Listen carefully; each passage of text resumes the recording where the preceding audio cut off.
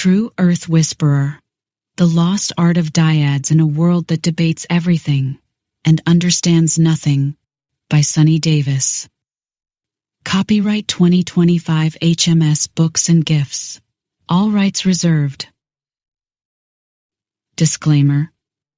This volume is presented first and foremost as a dyad manual, intended to introduce the practice of dyads to newcomers while serving as a reference for experienced practitioners. The process unfolds through each chapter, inviting readers to view the content as parts of the author's personal path of awakening, inspiring their own dyad journey of discovery and pursuit of truth. This book focuses on a select portion of dyad practice, representing a small fraction of its broader scope. It introduces a foundational understanding while forming part of a larger compendium of study that extends beyond these pages. Chapters outline principles of the practice, provide guidance for facilitators and participants, and address both practical and philosophical dimensions. Subjects include the historical foundations of the method, its significance for contemporary philosophical inquiry, frameworks for authentic dialogue and personal revelation, techniques for examining entrenched cognitive patterns, and reflective practices fostering presence and self-awareness. Beyond foundational instruction, this work explores topics and perspectives that may have been overlooked in its original discourse, expanding both understanding and application of the dyad method. Dyads are offered as a tool for deep self-reflection, transparent communication, and shared exploration. It is not a substitute for professional, psychological, or medical support. Participation, particularly with emotionally charged or deeply rooted topics, may evoke discomfort, cognitive dissonance, or strong emotional reactions. Themes such as evolution, creation, cosmology, or the shape of the earth may challenge conventional beliefs. Readers are encouraged to approach the material with maturity, presence, and the courage to move beyond fear or judgment. While this work may reference religious, spiritual, or scriptural themes, it is not a religious text and does not claim alignment with any faith or doctrine. References are included solely to encourage contemplation, rather than prescribe dogma. Similarly, this book is not a scientific treatise. It does not include peer-reviewed research, certified studies, or empirically validated data. Any mention of scientific, geometric, or observational material reflects the author's own interpretations, and is not offered as conclusive evidence for any cosmological model. This book introduces the dyad structure as the lost art of true relating. It provides a space for reflection, attentive listening, and an honest meeting of minds, highlighting its contrast with traditional styles of debate. By prioritizing speaking from presence, relational authenticity, and non-confrontational, mutual exploration over argument or persuasion. The ideas, practices, stories, and perspectives shared herein are intended for educational, contemplative, and personal insight purposes. Readers are encouraged to exercise critical thinking, conduct independent research, and draw their own conclusions. Neither the author nor the publisher presents dyads as the definitive path to truth or a guaranteed method of discovery. They are offered here as a structured process that may support breakthroughs in habitual thinking patterns, chronic mental loops, or stuck emotional states. Any insights or outcomes are the sole responsibility of participants. Should any content be interpreted as fallacious, illogical, inaccurate, or offensive, it is not the author's nor the publisher's intention to project, insult, or cause harm. Such interpretations are considered part of the reader's own learning process and quest for understanding. Use of this book and its practices is voluntary and at the reader's discretion. Both author and publisher disclaim any liability for outcomes resulting from the application or interpretation of the material contained herein. Prologue.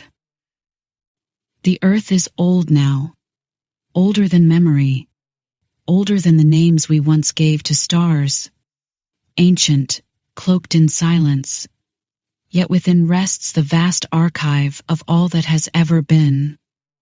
Every footstep ever taken, every sorrow ever wept, every joy ever sung has pressed itself into Earth's skin. Earth remembers, Earth records, in thorn stone and silt, in oak ash and molten fire.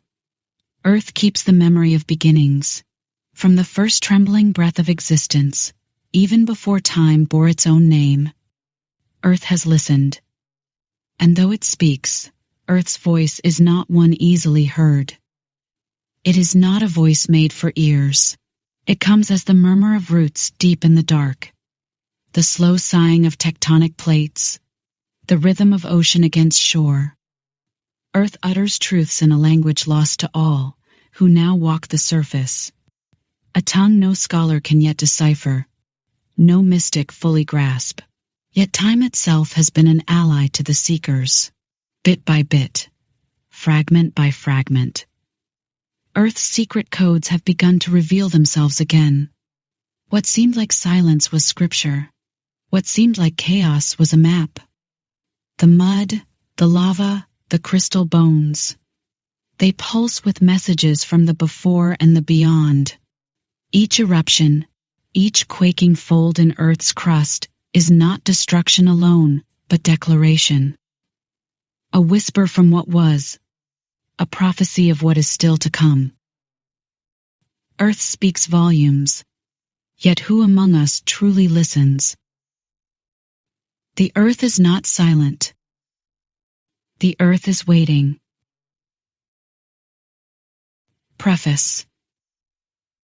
Redemption is not a gift handed down by authority or dictated by belief systems.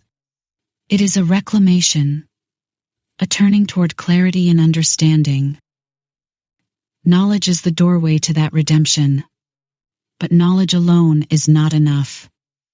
It must be wielded consciously, applied with discernment, and felt deeply in both heart and mind. In this sense, knowledge is not only the antidote to ignorance, it is the key to freeing ourselves from the chains of inherited narratives, and that as we hold as most sacred, unquestioned assumptions. Free will is not merely the ability to make choices. It is the power to choose consciously, to act in alignment with one's awareness rather than out of habit, fear, or social pressure. Every decision is an opportunity to exercise this freedom. Every inquiry a chance to uncover layers of truth hidden by dogma, propaganda, or collective consensus. The pursuit of truth is not an abstract ideal. It is a daily practice, a continuous dialogue with reality, with observation, and with one's inner compass. To sift truth from falsehood is a slow alchemy of patience and devotion. Some minds approach this process differently. Autists, for instance, often perceive patterns, details, and structures that others overlook. Their engagement with the world can reveal truths hidden by collective assumptions. Similarly, the autodidactic, the self-taught, embraces the freedom to explore knowledge without waiting for institutional approval, cultivating understanding through curiosity, observation, and direct engagement. Both approaches illustrate the power of independent inquiry, the courage to rely on one's own faculties, to discern what is real, meaningful, and true. When I present truth in these pages, I present it as my truth, what I have seen, journeyed, and verified in my own life. Some will object, claiming this is subjective or incomplete. That's your truth, so it cannot be the truth, they may say. Yet this objection misunderstands the nature of inquiry. Truth is not always a fixed object imposed externally. It is discovered, matured, and lived. It is felt and weathered in the very core of knowing, observed in the profound quiet evidence of direct experience, and confirmed in the resonance it creates within the heart. To seek truth is not to cling blindly to a single version of reality. It is to open oneself to bare observation, reflection, and the willingness to let evidence, seen, felt, or intuited, speak for itself. It is to respect the difference between dogma and discovery, assumption and knowing. It is to honor both the freedom of the seeker and the integrity of the process, recognizing that every cognizant mind approaches the universe from its own unique vantage point and level of consciousness. Acknowledging one's perspective does not diminish truth. It deepens it. When we own our observations, reasoning, and experiences, we create a foundation that can be tested, challenged, and refined. In this way, truth becomes not a static decree, but a living dialogue, a conversation between self, reality, and the absolute. The ancient Gnostics knew, from the Greek gnosis, meaning knowledge. They sought wisdom not through doctrine but through direct, inner impression. They believed that salvation came not from external authority, but from awakening the divine spark internally held. In a world they saw as entrapped by illusion, they pursued a path of personal revelation, aiming to transcend the material and reunite with the transcendent. Their teachings, often conveyed through allegory and metaphor, emphasized the importance of inner knowing over external belief. In their view, truth was not something to be taught, but something to be discovered, quietly held, deep inside. Redemption through knowledge is inseparable from the courage to seek truth, to follow it wherever it leads, and to retain the insights gained along the way. It is the reclamation of moral free choice, the liberation from inherited sureness, and the willingness to stand in the reverent light of personal noticing, even when the world insists otherwise. This book has been quietly making itself for over 10 years. When I first began researching these ideas, I had not yet lived through the transformations the journey demanded. I was steeped in assumptions I had never questioned, speaking from perspectives I had never tested. Yet something compelled me to look deeper. What follows is not theory or dogma, but a record of my own process. The learning and unlearning, the discomfort of questioning handed-down beliefs, and the relief of realizing that truth needs no defense, only recognition. This is an invitation to a shared journey, not a final destination. Woven through eternity, humans have debated the shape of the earth. Ancient philosophers observed the horizon, the stars, the motion of the sun and moon and heavenly luminaries, offering diverse theories from geocentric globes and flat endless plains to concepts of a rotund, spinning spheroid. Explorers, astronomers, and mathematicians contributed ideas, measurements, and models, each shaping knowledge and belief in their era. Today, these debates rage on in modern forums, fueled by digital platforms where authority, science, and tradition collide. Questions about Earth's true figure, whether globular, planar, convex, concave, hollow, simulated, or something else entirely, have become lightning rods for larger cultural and epistemological conflicts. Polarized communities argue fiercely, often prioritizing winning over listening, fiery certainty over calm curiosity. The modern divide between liberalism and conservatism, for example, can be seen in very similar and practical terms. Liberalism tends toward collectivism, emphasizing systems and structures that guide or require people to think, act, and speak in alignment with a shared standard. Conservatism, in contrast, leans toward individualism, seeking to create spaces where people have the freedom to act, speak, and pursue their own path. In essence, it is the difference between the pressures of conformity and the liberty of personal choice, between control and freedom. These polarities often play out as conflict, frustration, and misunderstanding in society, building barriers to genuine connection. When belief needs a chorus, voices rise not to think but to echo. Every note repeats the familiar script. Every verse slightly out of tune. Each side points at the other, accusing the other of error, hypocrisy, blind repetition, or dishonesty, while rarely noticing their own rehearsed convictions. The choir does not harmonize. It chants, loud, mechanical, and insistent, each convinced it speaks truth for the first time. This is what certainty looks like when reason retreats. Rote, ritualized recitations override reflection. Accusations replace assessment, and refined repetition masquerades as proof. Each participant seeks to dominate the conversation, unaware that their own certainty mirrors the very behavior they condemn. The digital world has amplified this contention, a formation of hollow, hopeless echo chambers of repetitive mass psychosis, where the quiet pursuit of understanding struggles to endure. It is no longer a sincere search for realization, but a battlefield of positions. Yet beneath this facade, a more subtle, more illuminating, and transformative approach has survived. The dyad. Truth does not need a chorus. It speaks plainly, whether whispered alone or carried through many voices.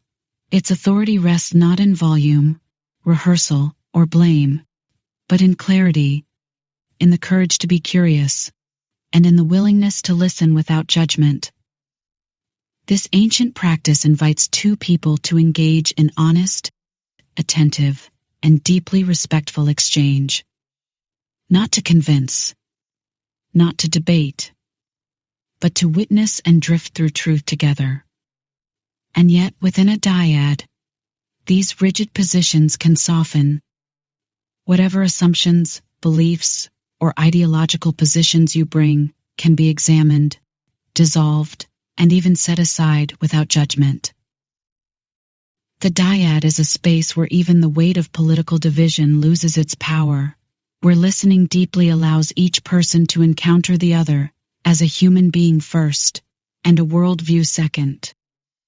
In this space, freedom and truth are not about winning or proving a point.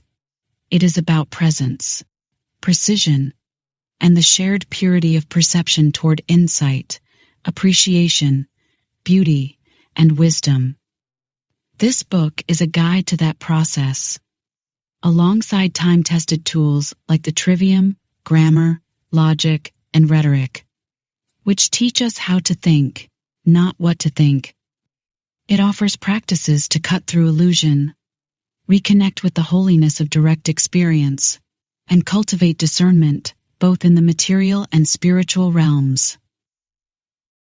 Your inner wisdom refines your voice, allowing your words to flow with authenticity, clarity, and natural eloquence.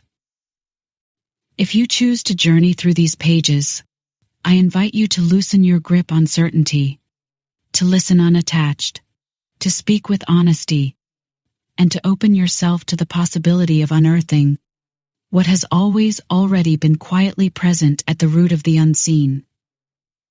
May this book be more than words on a page. May it be a companion, a catalyst for healing the divides within and between us. And if it speaks to you, may you share it not to convert, but to invite others home to curiosity, coherence, and communion. The path awaits. Step in, May